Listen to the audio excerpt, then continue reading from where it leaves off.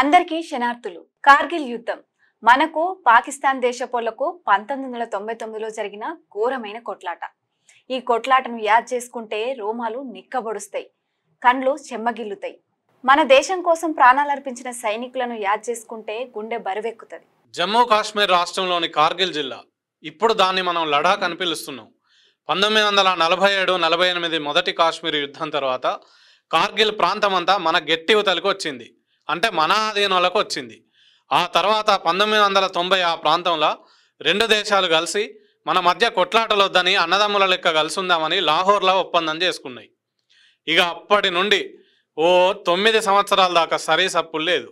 నివురు కప్పిన నిప్పు లెక్కనే ఉన్నది ముచ్చట. మనోళ్ళంతా శాంతంగానే ఉన్నారు.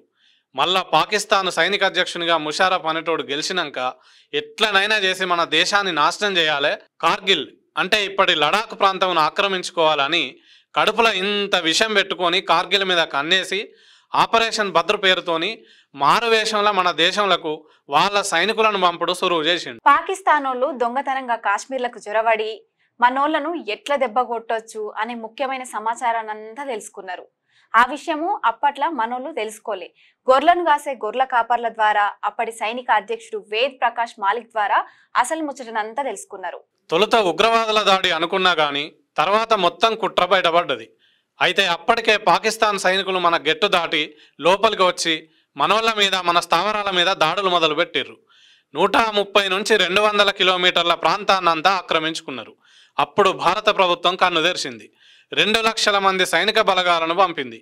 మానవరహిత విమానాలు, వైమానిక దళం, నౌకా దళాలు అందరు కలిసి పగలు రాత్రి అనే తేడా లేకుండా ఎముకలు కొరికే సలిలా వీరోచితంగా పోరాటం చేసిండ్రు.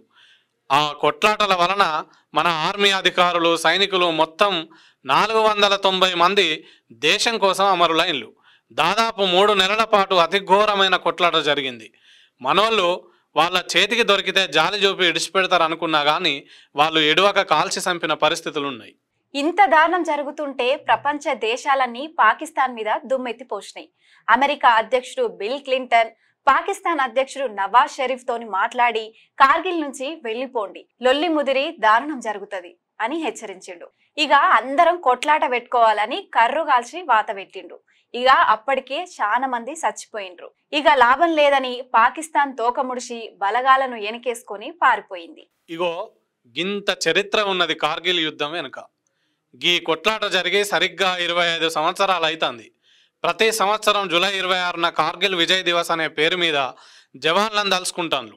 యుద్ధంలో ప్రాణాలను కోల్పోయిన సైనికులకు నివాళి ఇవ్వడానికి ఇవాళ మన ప్రధానమంత్రి నరేంద్ర మోడీ, రక్షణ మంత్రి రాజ్నాథ్ సింగ్ జమ్మూ కాశ్మీర్ ప్రయాణమైపోయి అమరులకు అంజలి ఘటించి వాళ్ళ కుటుంబాలతో మాట్లాడి సానుభూతి ఇచ్చిర్రు. కార్గిల్ యుద్ధంలోనే కాదు, నిన్న మొన్నటి దాకా మన కోసం యుద్ధం చేసి మన కోసం ప్రాణాలను పణంగా పెట్టిన సైనికులకు వేల దండాలు.